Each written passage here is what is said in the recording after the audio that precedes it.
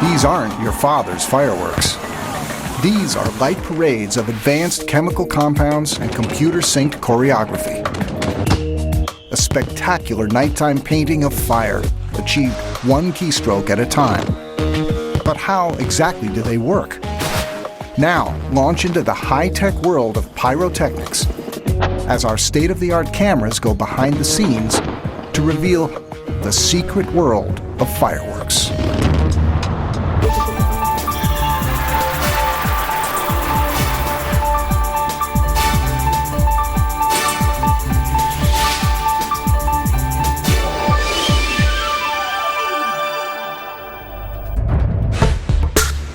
Here in Pittsburgh, Pennsylvania, Zambelli Fireworks, one of the world's largest pyrotechnics companies, is just moments away from launching the annual Light Up Night holiday show.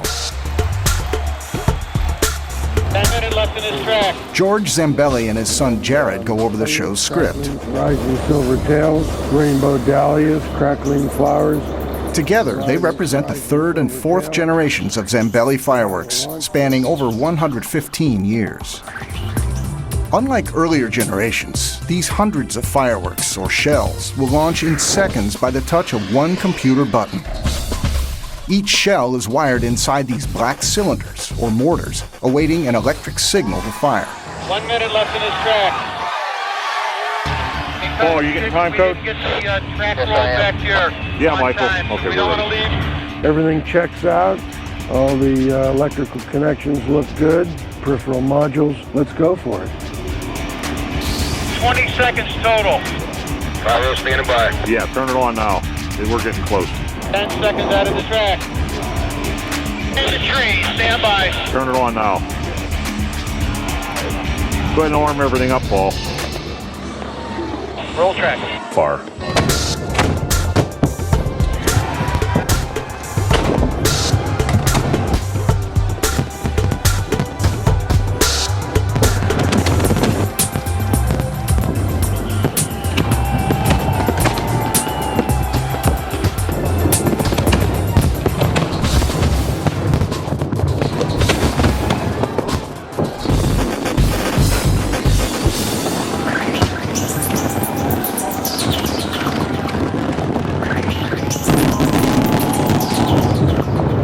Perfect. Fantastic. That was awesome.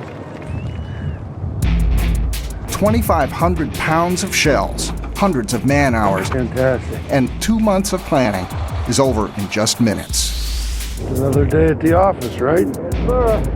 Like rock band roadies, a dozen Zambelli crewmen break down these 1,500 mortars, wires, and their modules in less than 15 minutes.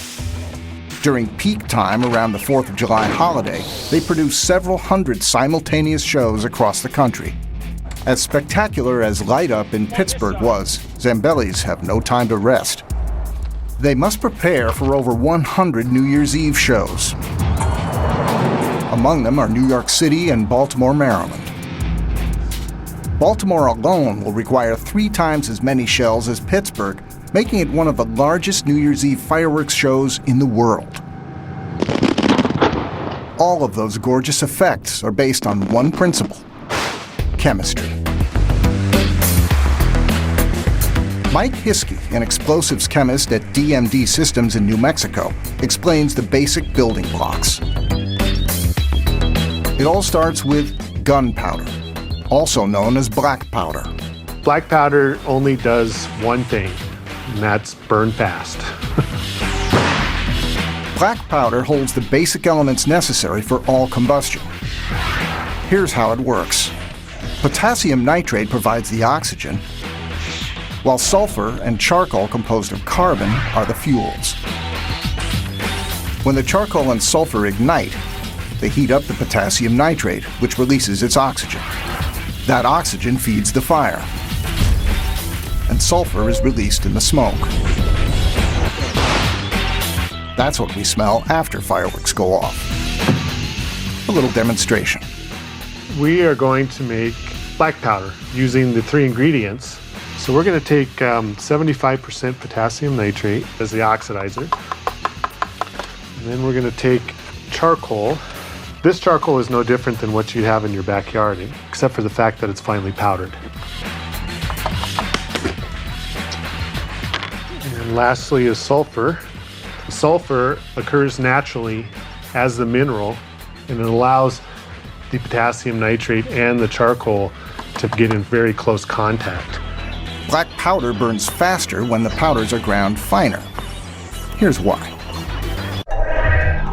Grinding large particles into smaller ones makes more total particles. And more particles means more exposed surface area. More exposed surface area provides more places for fire to catch, creating a chain reaction of increased gas.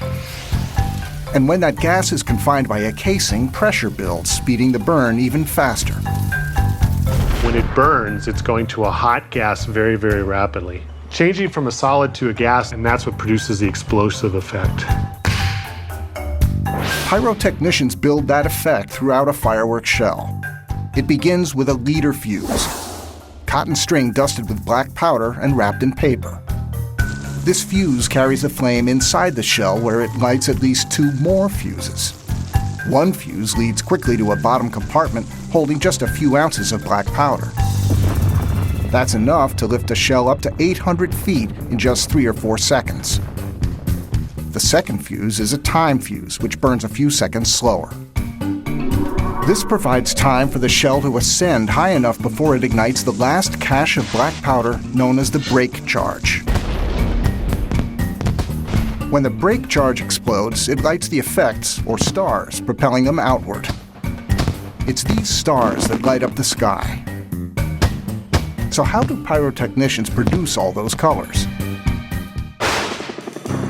At the Zambelli factory, colorful fireworks are as much of an art as a science. They handcraft tens of thousands of shells here each year. Most rely on ancient recipes and designs passed down from generation to generation.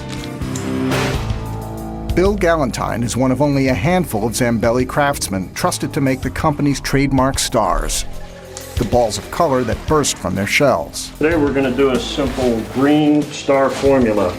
This is barium chlorate. Barium has the property of emitting green light. As barium gets hotter, its electrons get more and more excited. But as they cool, the electrons fall back to their normal state, and the excess energy is given off as light of a certain frequency or color. For barium, it's green light.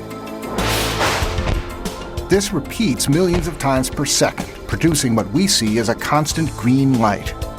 Way out on the scale here. As with black powder, Bill first needs to make the barium chlorate grain as fine as possible. So he uses a screen. It breaks it down into small particles so you can mix it finer together. And plus, if there's any impurities in there, the screen will collect it. His goal is to eliminate the clumps so the particles can burn evenly.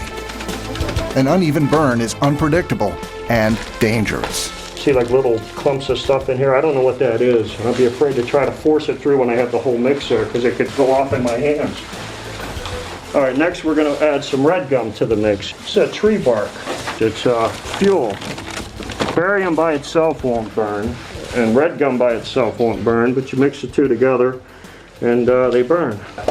It's a combination of adding a fuel to an oxidizer. As he mixes these chemicals together, they become a dangerous explosive. This special screen provides extra safety. Non-ferrous metal so it won't spark.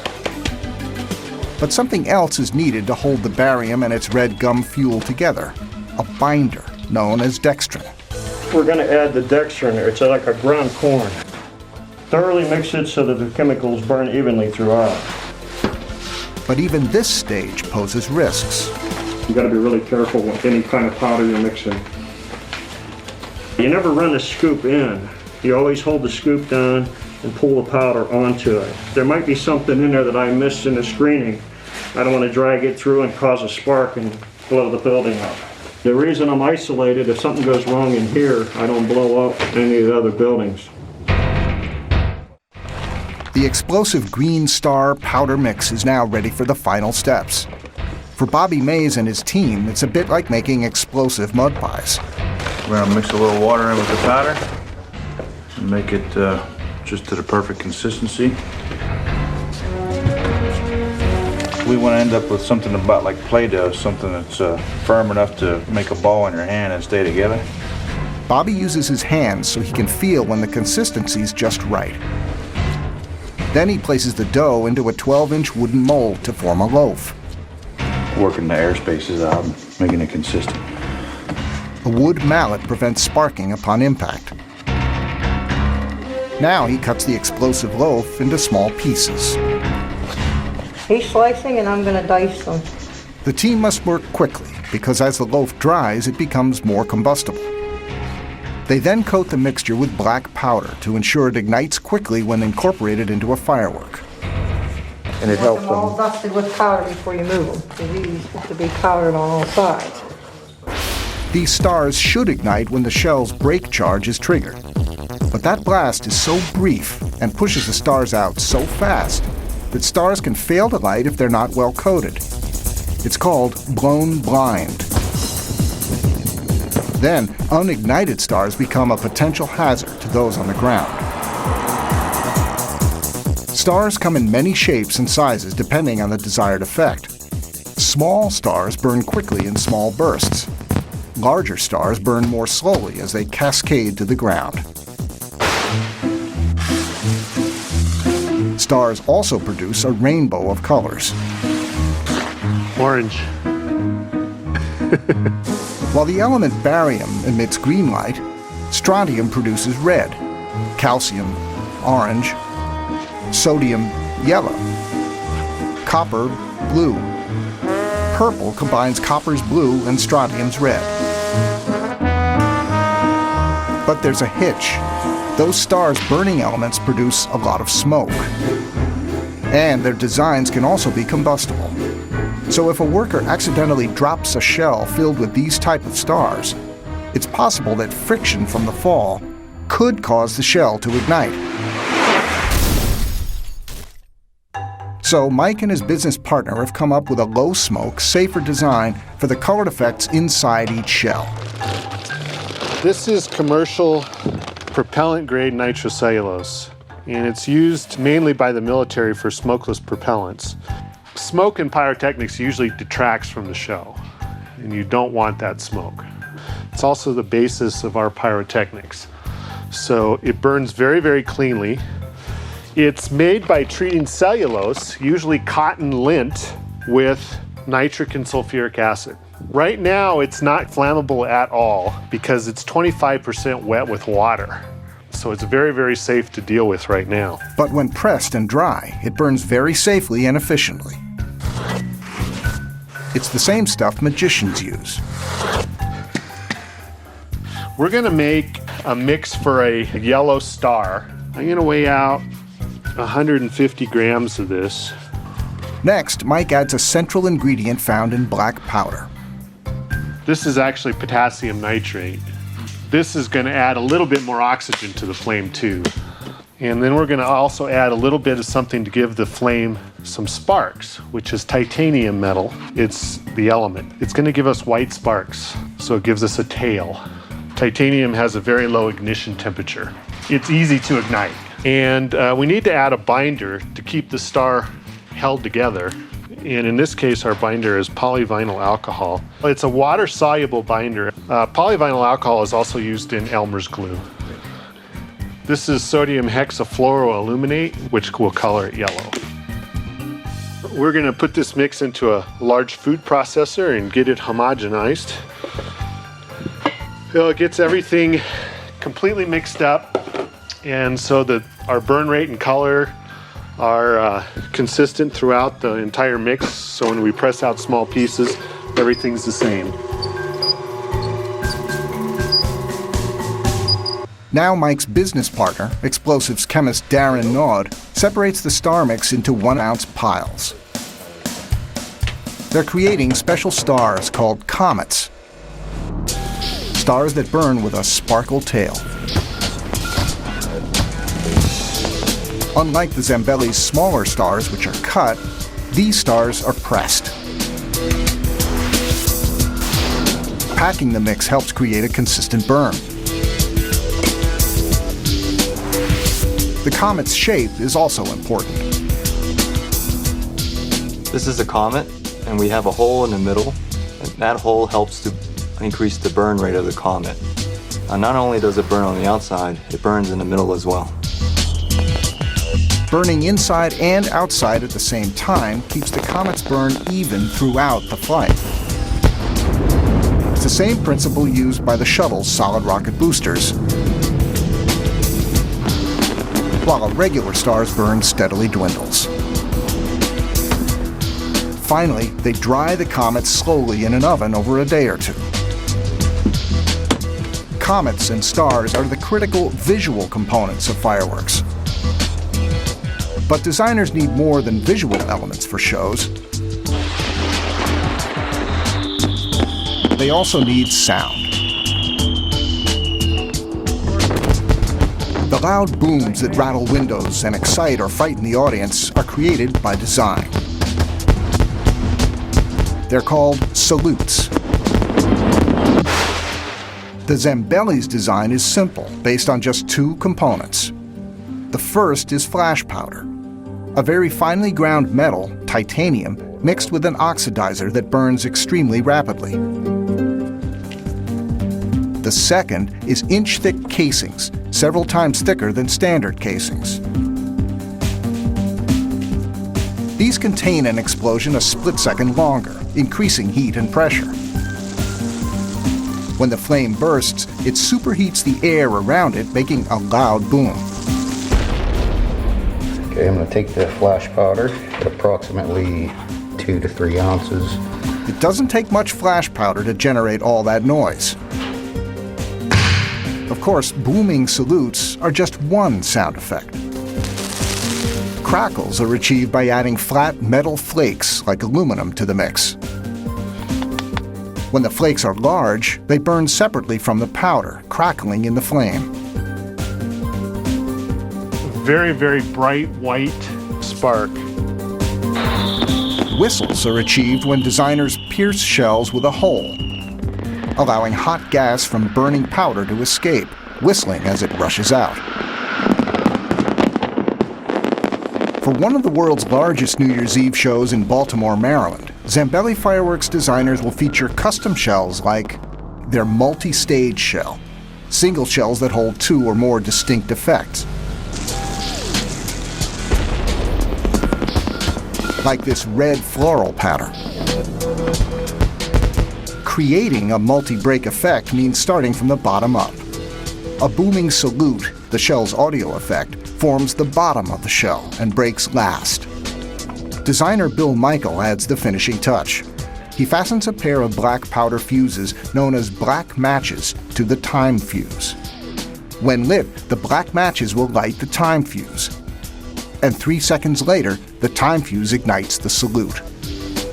Since the time fuse has only a little black powder, there's always a chance it won't catch fire on its own after launch, causing the salute to misfire and become a deadly missile falling from 500 feet. With sound complete, they next add the visual floral effect. First, they prepare a paper casing with glue. Then they roll the salute inside. Red stars fill the outside space. Coarse black powder fills the center, creating the break charge. When the shell reaches 500 feet 3 seconds after launch, the break charge goes off, lighting and spreading the red stars, while at the same time lighting the salute's time fuse, triggering the audio effect, or boom. This 3-second time fuse assures the shell has long enough to rise before it bursts.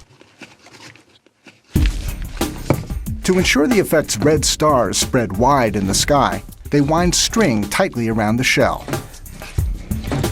The tighter it's wound, or spiked, the more the gas pressure builds inside the device after ignition. The higher the pressure, the farther it throws the stars when those gases finally burst out.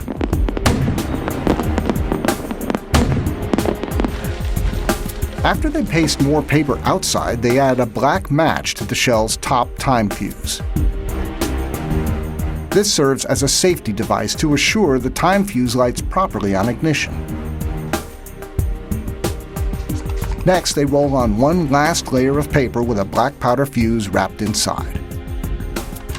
This fuse lights the lift charge, which launches the shell.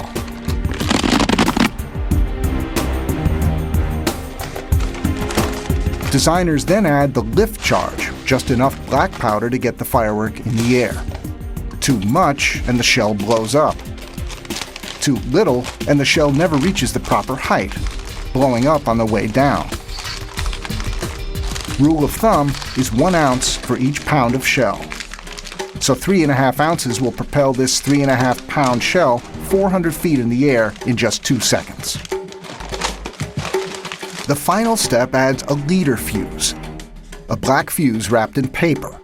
It lights the shell's top time fuse and lift charge fuse at the same time. The paper speeds the burn by containing the gas close to the flame.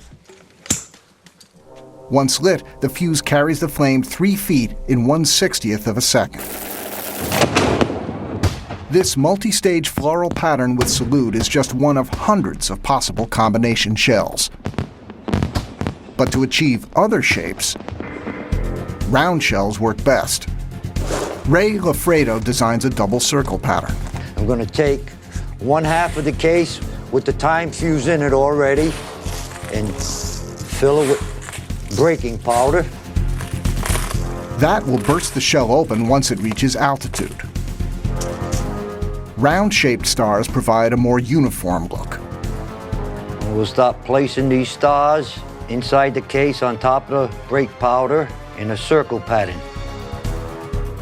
Just make sure that the stars are all in a perfect circle. We take the top half of the case, we put more braking powder. After that case is full, we have to cover it with a piece of tissue paper, fold it over it to hold all that brake charge in there. And you break away the excess tissue paper and you tape it around the joint where the 2 seams meet. That'll be a double ring shell when it breaks. Circles, stars, hearts. The possibilities are endless, including this more complex pattern called a croissette. Croissettes are very special stars. A croissette is nothing but a large star with a hole drilled in the bottom of it. He fills this hole with flash powder and covers it with pasted paper. When lit, it burns down from the exposed side until it hits flash powder below and bursts apart. Breaks it apart in about 6 different pieces, and that's where you get the croissette from. This shell holds 5 croissettes surrounded by brake powder. It's one of thousands of Zambelli shells destined for the New Year's Eve celebration in Baltimore. We're going to be using special chrysanthemums, peonies, comets, croissettes, heart shells, stars, circles, double circles. We have the largest inventory in the country, and I think an unsurpassed variety and color combination. And a choreographer is only as good as the different pyrotechnic effects and color combinations that you have. So it's exciting. In the field near their plant, Zambelli Fireworks International get ready to test their firing systems. But they won't trigger these shells with fire. They'll launch them by electrical current. One type of firing mechanism is a pin board. Pyrotechnician Dave Evans explains. You put the key in, you turn the key to arm it. Now electricity is flowing. You have a wand. And when you want to fire the shell, you push the fire button and you hit the probe. And that sends the electrical signal out to fire the squib. A squib, or electric match, is a wire capped by metal, covered with a combustible solution, finished with a protective lacquer finish. It's connected to the fireworks leader fuse inside the mortar.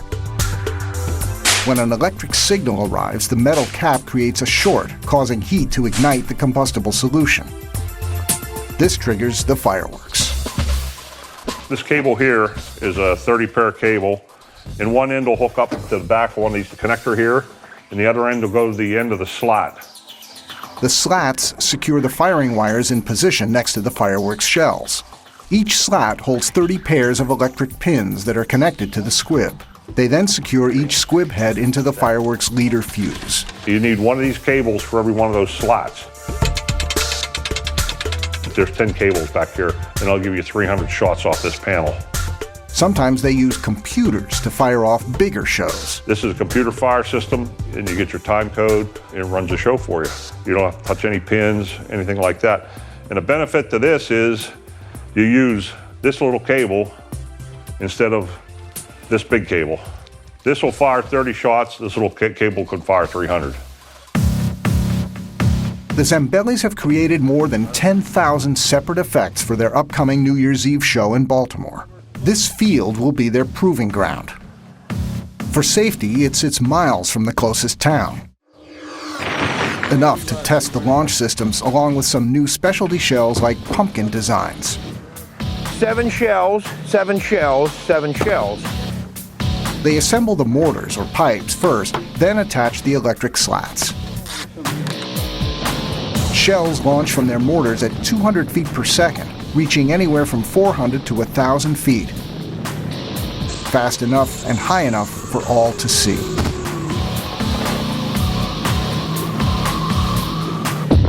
An unplanned or misdirected launch can be deadly. So a stable mortar is essential. The black cylinders are made from polyethylene, a special plastic that's rigid enough to provide a straight launch, yet flexible enough to contain a blast, protecting anyone nearby should a shell blow up inside. The team must match pipe sizes with the shell sizes from the script. For this, you ain't got no 4-inch, you got 6-inch. So I gotta put a 6-inch rack here somewhere if you want to put them all on the line, right? Bobby Mays will launch the tests. But this can come out of the 4-inch pipe again. Another pumpkin. If a shell is just an inch smaller than the pipe, it'll rattle on the way up, lose lift, and break closer to the ground. The time my partner put the 5-inch shells in the 6-inch pipe, we were hand firing, and they don't go very high in the air, and they come back down and blow up beside you. That was a pretty sketchy day. As each shell drops into its pipe, a long leader fuse rises up out of the mortar. That's where Mark Spielvogel wires the shell to an electric match or squib. Squib in the shell. It's an electric match. It goes into the firing pin, and that's how it's electronically ignited. Every one of these has to be connected, and these particular ones we're going to double them up with a salute. Kind of piggyback a 3-inch salute off the 5-inch pattern shell. This means I'll tie 2 of these in together. Connecting their wires together ensures both shells launch simultaneously. The signal will arrive through the slat leads or firing pins. Both shells are now ready for liftoff. Zambelli tests all stages of their display, including this finale chain of salutes, 10 booming effects connected by their fuses, for the big finish. They'll launch all at once, and it only takes a single spark from an electric match to ignite them. As daylight dwindles, they turn to a generator to light the remaining setup. Wood chips help improve traction and safety in the muddy field at night. Bobby and the crew make final checks on electrical connections. Each peg connects to a squib. If the board doesn't beep, that means a squib is disconnected. The circuit is not complete and the shell won't fire. 97 connection. 97's blank. Okay. And 107. Huh? 107 too. 107. Blank. Blank. Blank means the mortar holds no shell. Is that 107? 107's blank. Try it now. I got it. Good now? All right. Pyrotechnician Dwayne Quinby knows just how dangerous a launch can be. When the shell fires, you're going to see a 3 or 4 foot flame coming out of the mouth of the pipe. You're dealing with explosives, and there's always a chance that something could go wrong, where the shell malfunction. I've seen some shells come out of the tube, what we call a round trip. It goes up, comes back down on the ground, and blows up. There are some dangers in it. gonna happen. There's nothing you can do about it, and there's no way you can tell that it's gonna happen. As an added measure, the team uses a high-speed camera to capture the launches and analyze the lift charges. Yeah, I'm ready to go. Yeah. Anytime they want to do it, give a count. The team will also record launches from above to get a better look at the anatomy of new designs. 5, 4, 3, 2, 1. Fire. They begin by testing a sequence of 24 shells that ends with a multi-break shell of colored crossettes. All looked good. Now it's time for single shells of new designs. Okay, here we go. Fire. A rising red star bursts into a blue to violet star flower. Perfect. But seconds later, That didn't look too good. a mislaunch. That was supposed to be a new pumpkin pattern shell.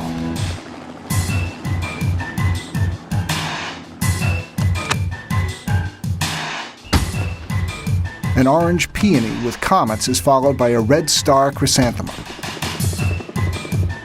A silver-tailed dahlia with rainbow comets burns as designed. The next pumpkin pattern works with no problems. Now the finale.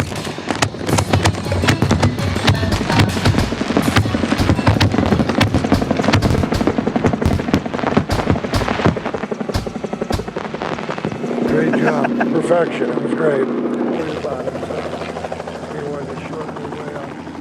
The team analyzes the lift charge plumes in slow motion for any anomalies, like flower pots. And you could have a flower pot where the shell breaks at the mouth of the pipe or in the gun itself, and then the stars come out. And it looks like a flower pot. Only one misfire among 200 shells. An excellent day. They believe the cause was likely a design flaw in the individual shell. Too much black powder burned it up.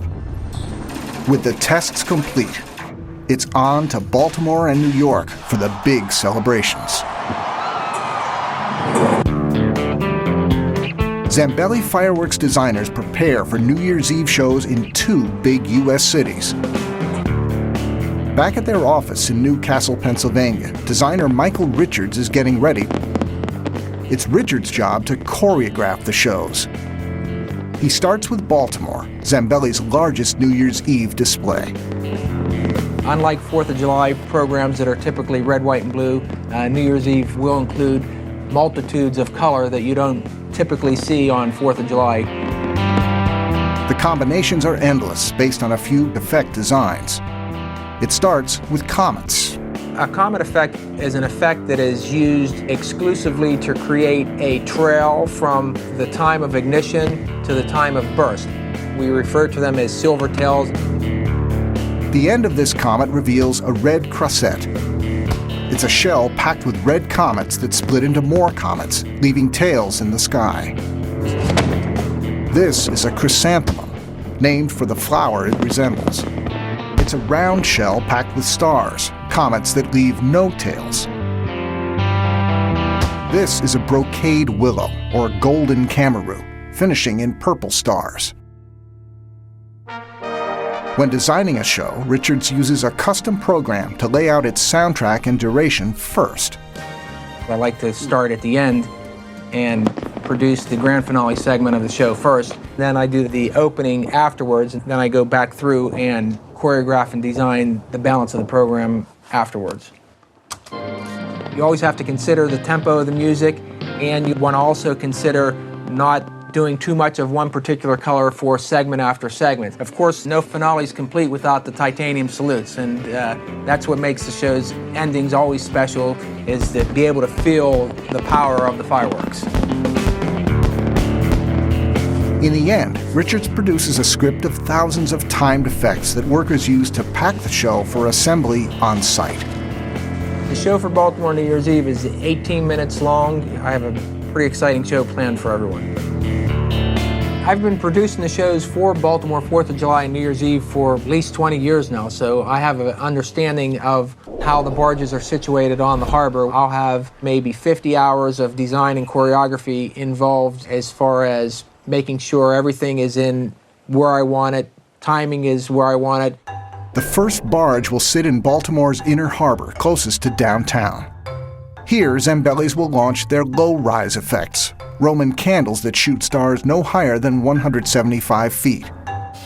On the other two barges, they'll fire the remaining thousands of shells to heights as high as 800 feet. It's all based on the size of the shell, as Bill Michael explains. A 5-inch shell, as a general rule, will launch about 500 feet in the air. It's generally about 100 feet per inch, along with the spread. And you use various size shells to get a layered effect. That's an 8-inch, about 800 feet in the air, with about a spread about 800 feet. The crew's been setting up in Baltimore for 2 weeks to ensure everything goes as planned. This one's got to be next. Now, New Year's Eve has finally arrived. What, number 9? It's showtime. But Mother Nature's not cooperating. Craig, are those lining up right? Seem like they're lining up. We got enough pins there? Woo. 182. Yep. And then the rest go 4 until we run out. This wind is terrible. With strong winds, the crew needs to take precautions.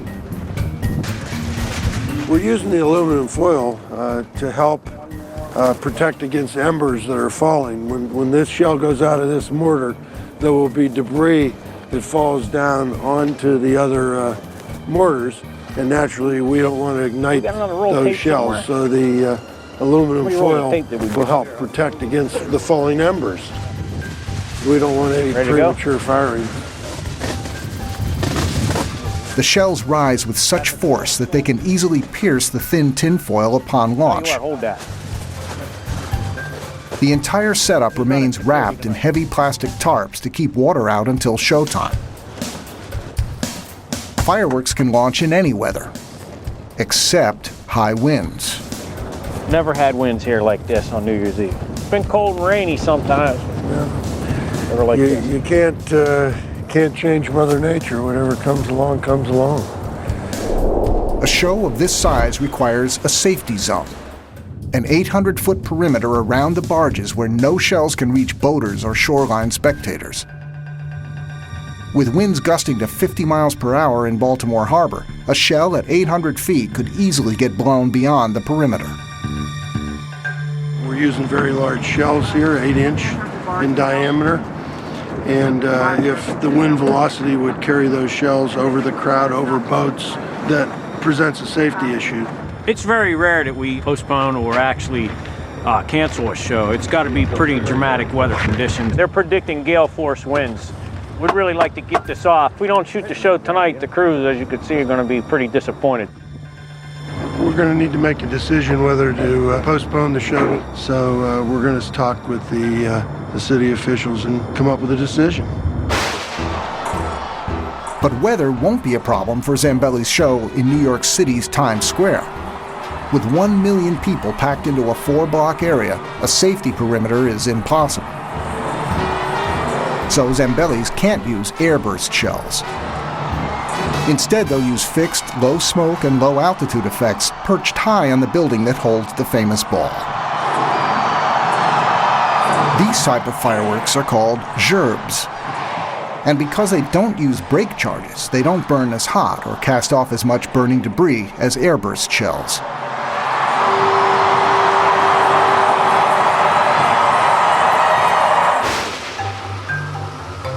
Mike Hiskey and Darren Naud at DMD Systems in New Mexico specialize in these effects. Like the comets they manufacture, their signature gerbes also burn at a constant rate. This is very similar to what they do in rocket motors, and they can combine these grains, these bait grains together to form one large rocket motor, very similar to the Space Shuttle solid rocket boosters, where they have O-rings that are placed between these grains to ensure that the gases do not leak through. But unlike shuttle engines that burn at thousands of pounds per square inch, gerbes burn at much lower, safer pressure, just a few pounds per square inch. a perfect solution for pyrotechnics over a large crowd. In Baltimore, high winds and airburst shells pose a serious safety hazard. Baltimore's Deputy Director of Promotion and Arts, Roz Healy, is part of a crucial decision. So I just met with the fire department, Zambelli and Smith Shipyard, and we decided to postpone tonight's show due to the winds. We will go with 7 p.m. tomorrow night. It's the first time this show's been canceled in 19 years. That's what the decision is. The Zambellis can only wait and hope that weather conditions improve. In Baltimore, what was supposed to be a New Year's Eve celebration has been rescheduled for a New Year's Day launch. But the weather remains uncertain. Well, every indication that we have, the wind conditions aren't going to change and may even pick up as the evening goes on. There are a lot of factors that have to be taken into consideration, including the barges, the tugs, the crew, as well as all the spectators, the boaters. That decision will be to do whatever is best safety-wise. For conventional fireworks, weather is often a factor. But 7,000 miles away in Tokyo, Japanese scientists are working on the next generation of light shows.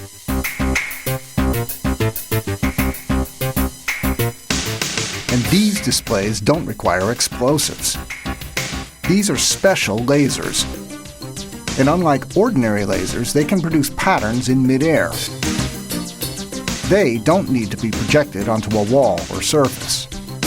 Researchers here at Keio University have figured out a way to focus the end point of laser light anywhere on an imaginary plane. Team member Professor Hideo Saito and his colleagues have even figured out how to design shapes, patterns, and animations. I like normal fireworks, so I don't think our technology can completely replace the normal fireworks. But the main advantage is we can generate the image by using computer.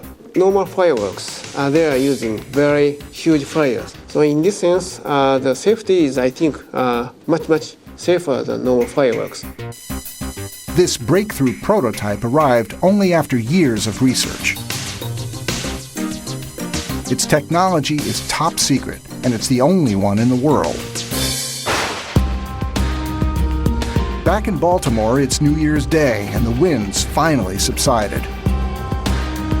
Looks like everything survived the weather, huh? Yeah, right. The crew makes final preparations for the New Year's Day launch. Let's roll it as we go. Happy New Year. Last night we had gale-type winds, 40, 50 mile an hour, and we had to postpone the display for safety reasons.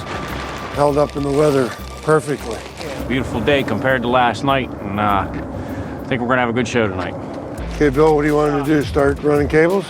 Yeah, let's get a 300 board. That'll be slat number 1. Of the 3 firework barges, the smallest is anchored closest to downtown. It's the site for the low-altitude displays.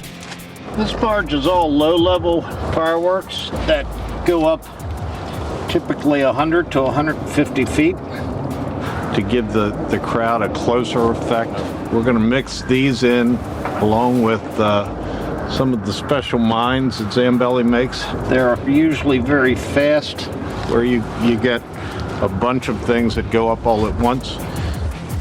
What do you want?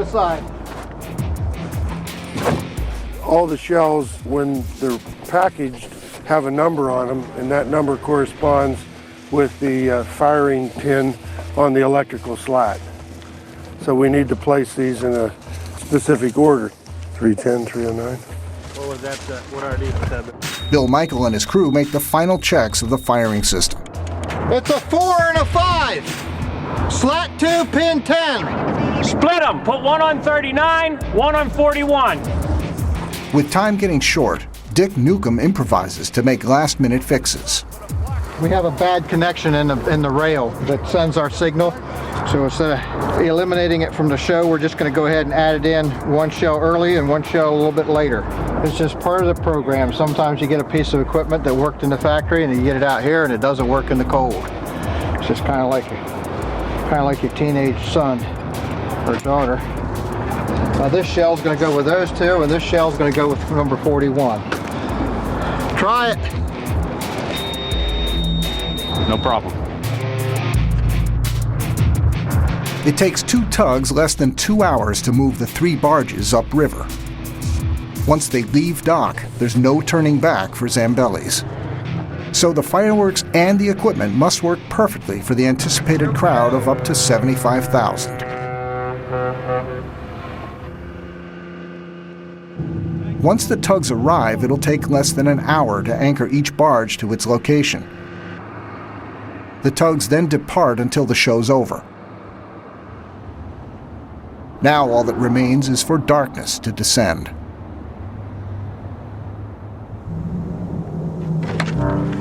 "9 minutes, Inc. Always the waiting. You'll have to tell me how it looks. I'm not going to get to see it. I got to watch the clock." That's right. 5 seconds. All right, 5, 4, 3, 2, 1.